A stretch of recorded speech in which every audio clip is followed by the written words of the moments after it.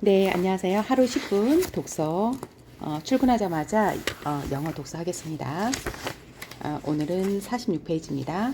Nearly every major scientific body around the world unreservedly supports the work and the findings of the IPCC.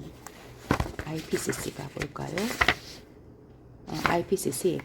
We were in the midst of the sixth mass extinction, and the extinction rate is up to 10,000 times faster than what is considered normal, with up to 200 species becoming extinct every single day.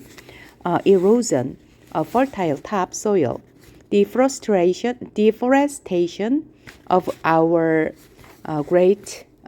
deforestation of our great forests, toxic air pollution, loss of insect and wildlife, the acidification of our oceans. These are all disastrous trends being accelerated by a way of life that we, here in our financially fortunate part of the world, see as our right to simply carry on. But hardly anyone knows about these catastrophes or understands that they are just the first few symptoms of climate ecological breakdown. Because how could they? They have not been told, or more importantly, they have not been told by the right people and in the right way. Our house is falling apart. Our leaders need to start acting accordingly, because at the moment they are not. If our house was falling apart, our leaders wouldn't go on like you do today. You would change almost every part of your behavior as you do in an emergency. If our house was falling apart, you wouldn't fly around the world in business class, chatting about how the market will solve everything with clever, small solutions to specific, isolated problems. You wouldn't talk about buying and building your way out of crisis that has been created by buying and building things. If our house was falling apart, you wouldn't hold 3 emergency Brexit summit and no emergency summit regarding the breakdown of the climate and ecosystems. You wouldn't be arguing about phasing out coal in 15 or 11 years. If our house was falling apart, you wouldn't be celebrating that one single nation like Ireland may soon divest from fossil fuels. You wouldn't celebrate that Norway has decided to stop drilling for oil outside the scenic resort of Lofton Island, but will continue to drill for oil everywhere else for decades. It's 30 years too late for that kind of celebration. If our house was falling apart, the media wouldn't be writing about anything else. The ongoing climate and ecological crisis would make up all the headlines.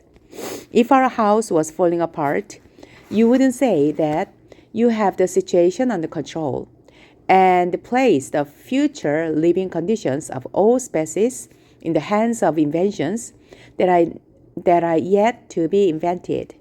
And you would not spend all your time as politicians arguing about taxes or Brexit. If the walls of our house truly came tumbling down, surely you would set your differences aside and start cooperation. Well, our house is falling apart, and we are rapidly running out of time. And yet, basically nothing is happening. Everyone and everything needs to change. So, why waste precious time arguing about what and who needs to change first? Everyone and everything has to change, but The bigger your platform, the bigger your responsibility. The bigger your carbon footprint, the bigger your moral duty. When I tell politicians to act now, the most common answer is that they can't do anything drastic because it would be too unpopular among the voters. And they are right, of course, since most people are not even aware of why those changes are required. That is why I keep telling you to unite behind the science.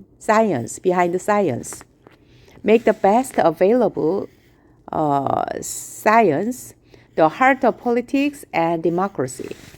The EU elections are coming up soon, and many of us who will be affected the most by this crisis.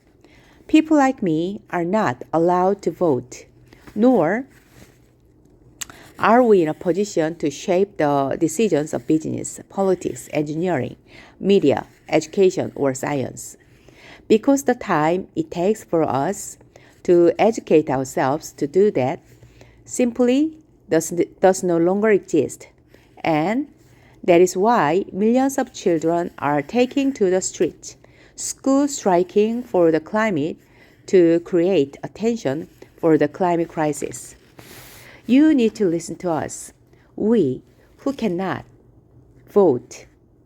You need to vote for us, for your children and grandchildren. What we are doing now can soon no longer be undone. In this election, you vote for the future living conditions of humankind. And though the politics needed do not exist today, some alternatives are certainly less worse than others. All I have read in the newspaper that some parties do not even want me standing here today because they so desperately do not want to talk about climate breakdown. Our house is falling apart. The future, as well as what we have achieved in the past, is literally in your hands now. But it is still not too late to act. It will take a far-reaching vision. It will take courage. It will take fierce determination to act now, to lay the foundations when we may not know all the details about how to shape the ceiling. In other words, it will take cathedral thinking. I ask you to please wake up and make the changes required possible. To do your best is no longer good enough. We must all do the seemingly impossible, and it's okay if you refuse to listen to me.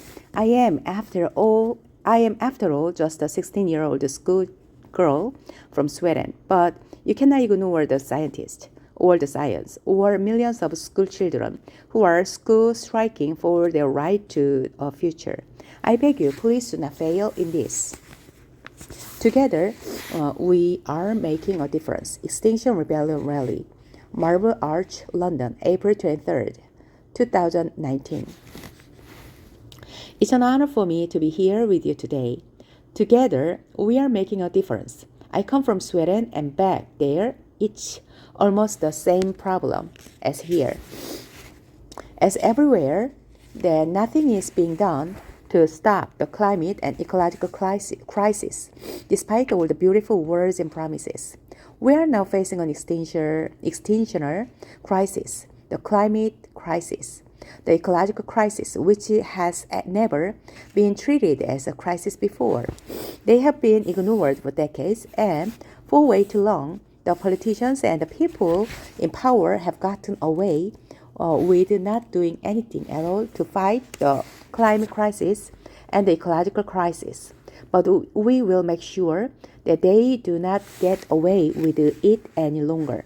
Humanity is now standing at a crossroads.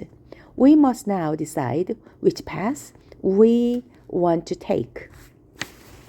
What do we want the future living conditions for all species to be like? We have gathered here today in many other places around London and the world because we have chosen the path we will take, and now we are waiting for others to follow our example. We are the ones making a difference. We, the people in Extinction Rebellion, and those striking school for the climate, we are making a difference. It shouldn't feel like that. But since no one else is doing anything, we will have to do so. And we will never stop fighting. We will never stop fighting for the planet, for this planet, and ourselves, for our futures, and for the futures of our children and our grandchildren. Thank you.